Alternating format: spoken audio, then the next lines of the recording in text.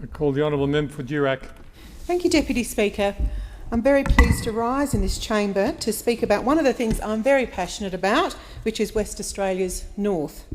Despite not often being thought about at all by the East Coast-centric media, and not to mention the previous East Coast and city-centric Labor government, the Kimberley and the Pilbara are two of Australia's greatest assets. Picturesque, diverse and an economic powerhouse, WA's north has become one of the economic cornerstones of this government since being elected just over 2 years ago. WA's northwest is undoubtedly the engine room of Australia's economy, with the city of Karratha producing the sixth largest economic output of all Australian municipalities. What a fantastic achievement, and not forgetting the town of Port Hedland hosting the largest bulk port in the world. The Turnbull government's commitment to Australia's north is unprecedented, and it'll be one of the great hallmarks of the government when history writes itself.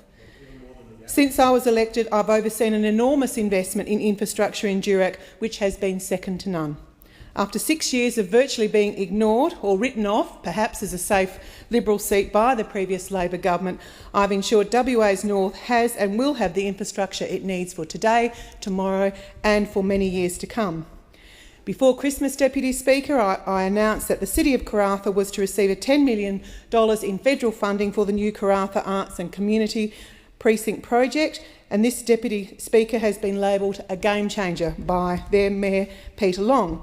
The Karratha Arts and Community Project will provide iconic, contemporary, cultural and learning facilities for not just Karratha but for the Pilbara more broadly. The project consists of a state-of-the-art library, multifunctional theatre, modern outdoor amphitheatre and a war memorial. Not bad for a city which is 1,500 kilometres away from the nearest capital city. But for this city to thrive, and indeed the Pilbara to thrive, this is critical community infrastructure. Deputy Speaker, the library that I've referred to will include a professional research and education development zone, office space and personalised visitor centre services. The theatre and associated spaces will feature a grand open foyer providing opportunities for showcasing local and Aboriginal art and local history exhibitions, and a stunning rooftop terrace space for cinema and outdoor events.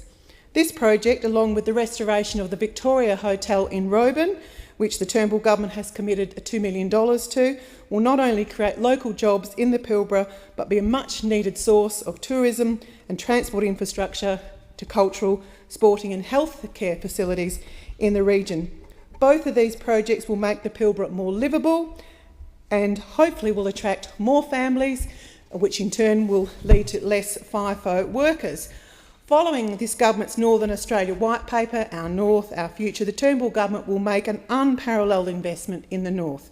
The Kimberley and the Pilbara has the potential to utilise 1 million millilitres of sustainable fresh water from the region, and that is why the Turnbull government will establish a National Water Infrastructure Development Fund with $200 million committed to facilitate greater investment in water infrastructure in our north. This explicitly includes $15 million to determine available water and best locations for water infrastructure in the beautiful West Kimberley, and up to $5 million for detailed examinations of the economic viability of the Ord 3 development, I should say.